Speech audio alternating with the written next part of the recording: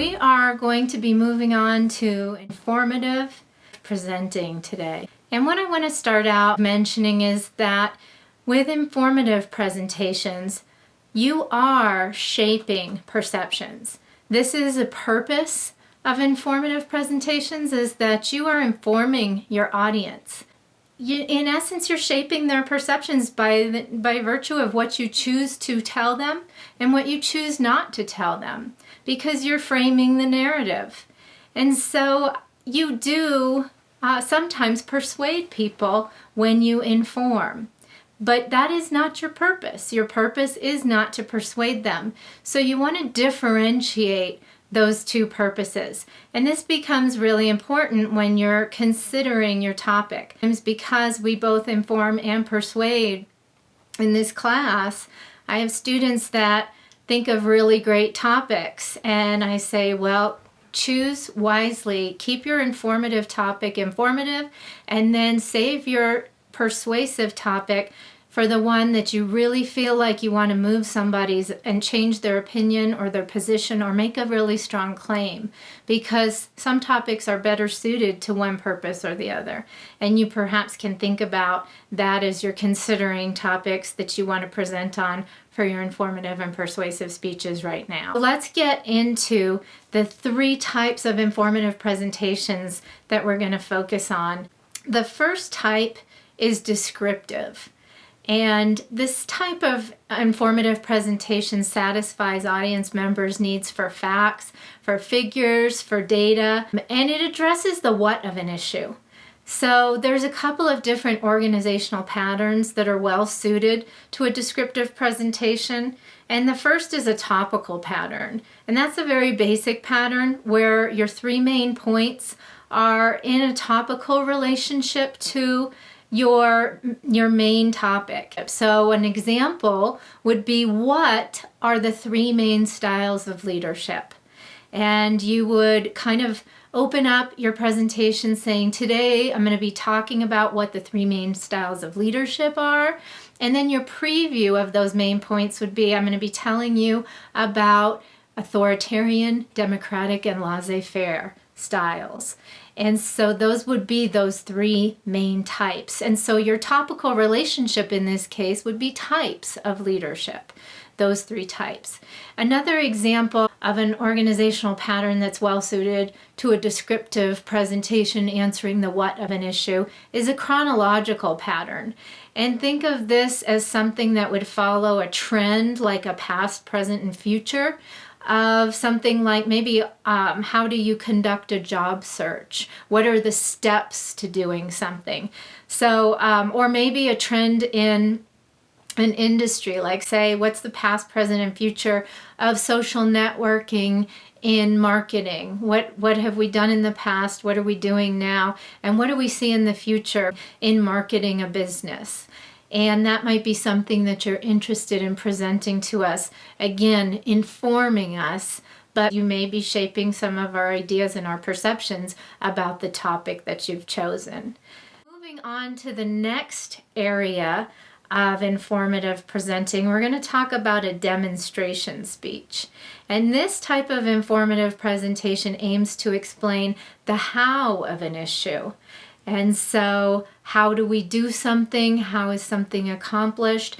You may, in your visuals, have an object that you use to demonstrate this. What I'm talking about in the how of an issue that can have one example of a pattern to arrange your main points is called the spatial geographic pattern.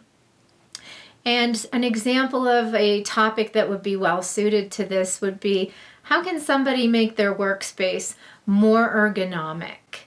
And that might be your topic, and that might be, today I'm going to tell you about how one can accomplish this in their workspace. And then those 3 areas that I'm going to tell you their relationship to one another might be, organizing according to, inspiring creativity, helping one organize for more increasing productivity, and finally helping one organize in order to be more ergonomic for increasing health and wellness.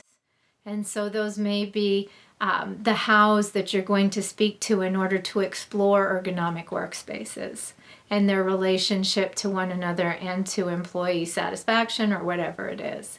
So that might be an example of something like this. But if you're demonstrating it, you might have charts and graphs. You might have pictures of how Google does it as an example of an organization that enhances creativity through an ergonomic workspace. An explanation is the third type of informative speech. If you're explaining the why, the intricacies of an issue in order to address those why questions that you're kind of anticipating an audience might have in order to inform them about your topic. There's a couple different sub areas of these and organizational patterns. The cause and effect one is very popular. So think about something like, why does a team become dysfunctional? What are some of the causes and the effects of why a team does? And another one might be something like a comparison contrast pattern, where you might say something like, why does your first week of work in some ways resemble your first week of college? And you could say, you may feel that you're in a new environment. You may feel that you're in uncertain territory. And I'm going to draw some comparisons and also make some contrasts as to how these are alike and how they are dissimilar.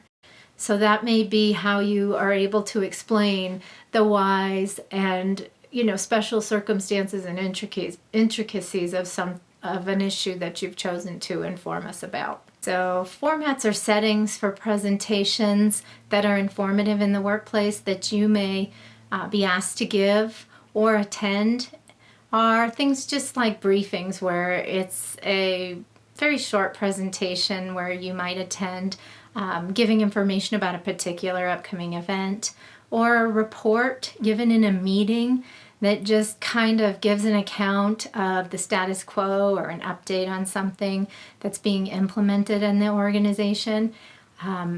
Another one would be a training and development workshop, where you may be being asked to assess and give feedback to the organization, and then given a training and development to maybe implement some change, and you're being given new information about something that is going to inform the upcoming change.